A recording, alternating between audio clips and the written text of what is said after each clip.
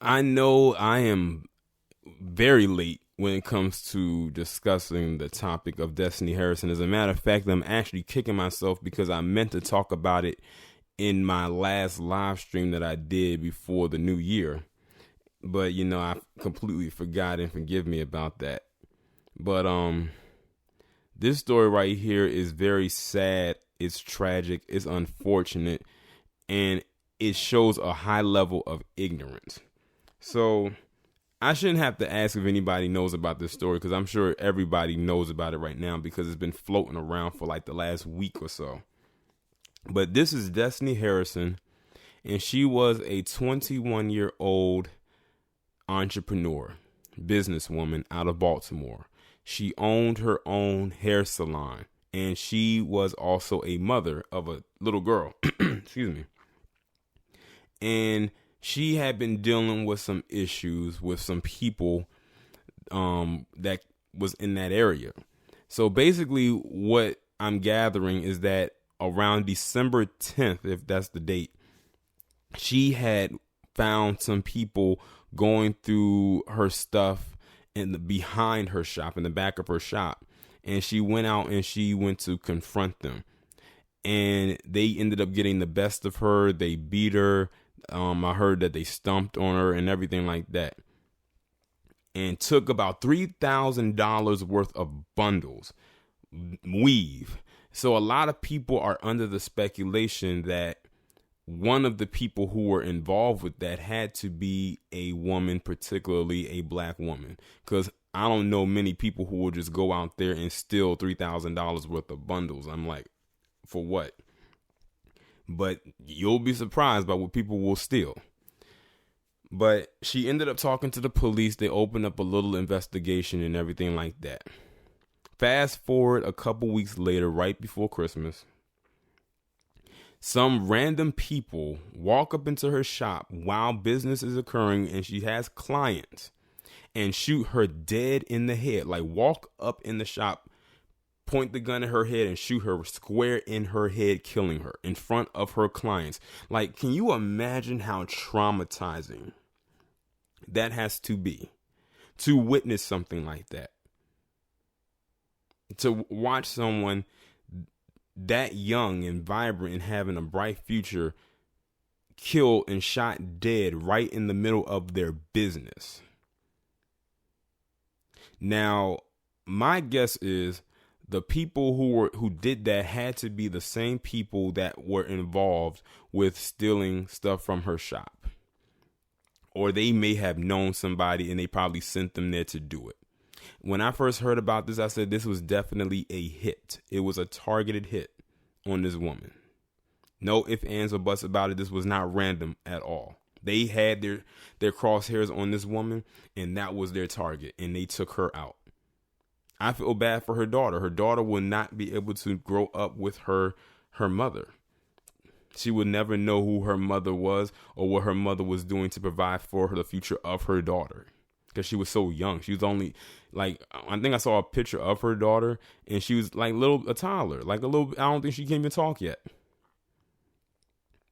And it's crazy because there was a video that she had posted up, I want to say on her Instagram page, and she had said something. And what's so eerie about things like this is when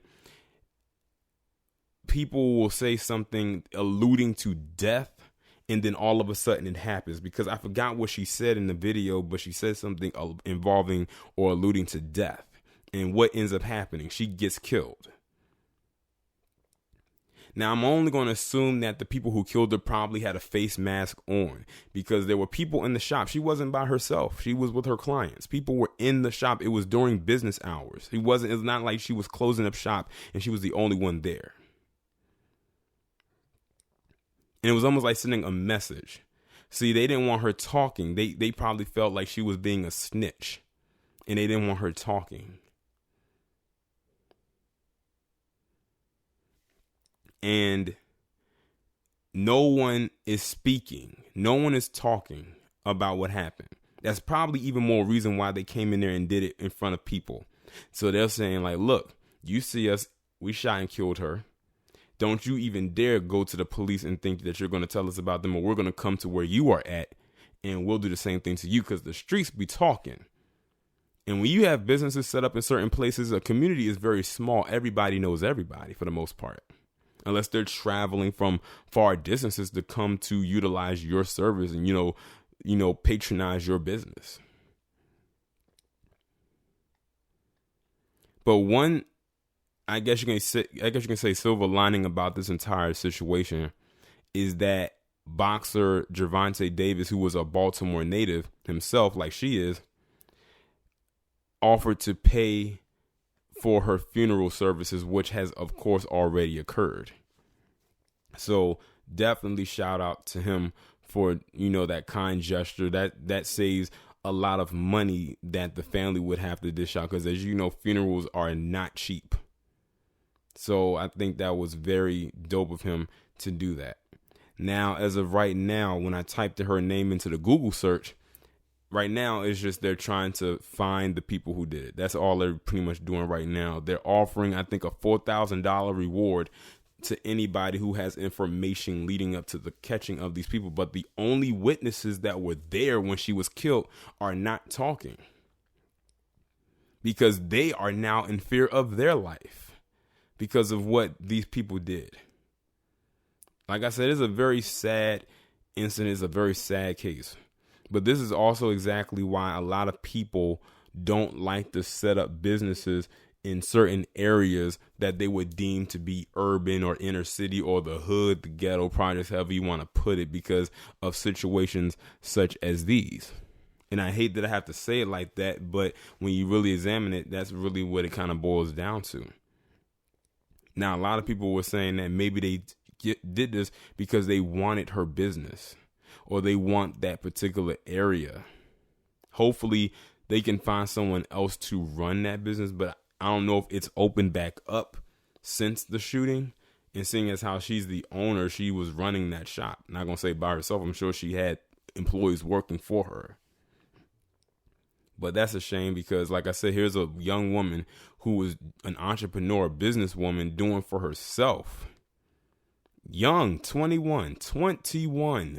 She was just getting started in life, and this is what happens to her. It's really a shame. It's really sad at the end of the day. It really is.